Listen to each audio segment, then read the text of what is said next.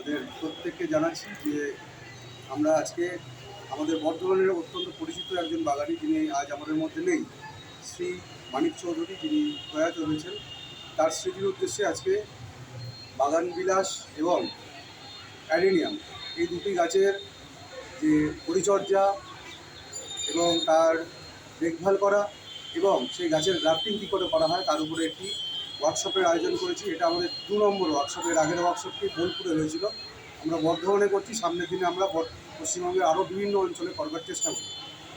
আমরা জানি যে এই মরুগোলাপ বা অ্যাডেনিয়াম গাছটি অত্যন্ত কম পরিচর্যার একটি গাছ। যারা বেশি সময় দিতে পারেন না বাগানেতে, তাদের এই গাছটি করা অত্যন্ত সহজ এবং এই গাছের বিভিন্ন রকমের ফুলের রং হয়ে থাকে এবং সেই ফুলের রঙের যে গাছের উপরের ডাল, যাকে আমরা শিয়ন বলে থাকি, সেগুলো স্টকের উপর কী করে প্রস্থাপন করা যায় সেই গ্রাফটিংয়ের হাতে কলমে কর্মশালা আজকে বর্ধমানে হচ্ছে।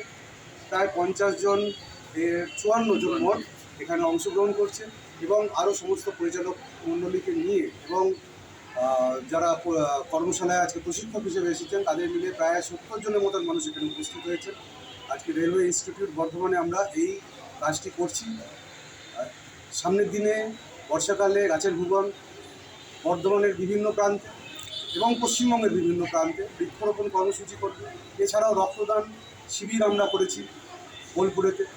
এই অ্যাডেনিয়ামেরই গ্রাফটিংয়ের কর্মসূচি আমরা বোলপুরে করেছি। এছাড়াও গোটা পশ্চিমবঙ্গ জুড়ে বিভিন্ন সদস্য যারা রয়েছেন তাদের কাছে আমরা উপহার প্রদানের মধ্যে দিয়ে তাদের বাড়িতে অ্যাডেনিয়াম, বাগান বিলাস, কাঠচাপা এই ধরনের বিভিন্ন গাছকে তাদের বাড়িতে বাগানে পৌঁছে দেওয়ার ব্যবস্থা করে থাকি, যাতে প্রকৃতি আমাদের উপর রুষ্ট। দিনে দিনে গরম বাড়ছে, উষ্ণতার পারদ ধীরে ধীরে চড়ছে, বাগান সবুজে ভরে উঠুক, প্রত্যেকের বাড়িতে সবুজ গাছ সুন্দরভাবে ঝলমলিয়ে উঠুক, মানুষের মন ভালো থাক, মানুষ সুন্দর কাজের সাথে যুক্ত থাকুন, অযথা অন্য কাজেতে সময় নষ্ট না করে যাতে পরিবেশ আবার পুনরায় আমরা নিজেদের জায়গায় ফিরিয়ে দিতে পারি, তার একটা ক্ষুদ্র প্রয়াস আজকে গাছের ভুবন করছে।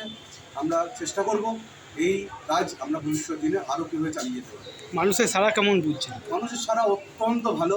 আমাদের প্রায় 8,500-এর উপরে মেম্বার, সেই মেম্বার 8,900 এই মুহূর্তে আমাদের মেম্বার। তো সেই মেম্বাররা প্রত্যেকে অত্যন্ত উৎসাহী। তাদের উৎসাহের জন্য আমরা বর্ধমানে এই দ্বিতীয় কর্মশালাটি করছি। এর আগে বোলপুরে আমরা কর্মশালাটি করেছিলাম, যেহেতু মানুষ ব্যাপকভাবে সাড়া দিয়েছিলেন এবং চেয়েছিলেন তারা এই প্রান্তের হোক। আপনাদের 2-1 সদস্যর নাম যারা উপস্থিত আছে? আমাদের প্রতিষ্ঠাতা সদস্য রয়েছেন আশিউল্লাহ ভাই, তিনি। আমাদের রজতবাবু রয়েছেন আমাদের সাথে, রজত মাজিদা স্যার। আর যিনি করছেন আজকে কর্মশালায় সনত কুমার পাল, তিনি আমাদের গ্রুপে রয়েছেন। সনাতন পাল, তিনি আমাদের গ্রুপে রয়েছেন। আর রয়েছেন গৌরশী মহাশয়, তিনি আজকের কর্মশালার উদ্যোগী হয়েছেন। এই অ্যাডেনিয়াম গ্রাফটিংয়ের বিশেষজ্ঞ হিসেবে তিনি কাজ করছেন। আগামী দিনে চিন্তা ভাবনা?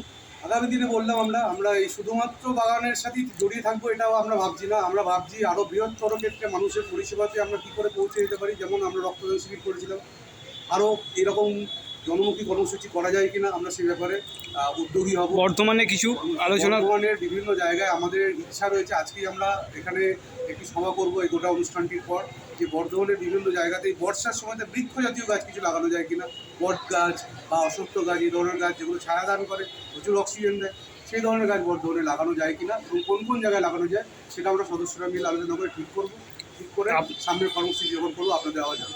আপনার নাম পরিচয়? আমার নাম গৌতম বোস, এই গ্রুপেরই একজন সক্রিয় সদস্য।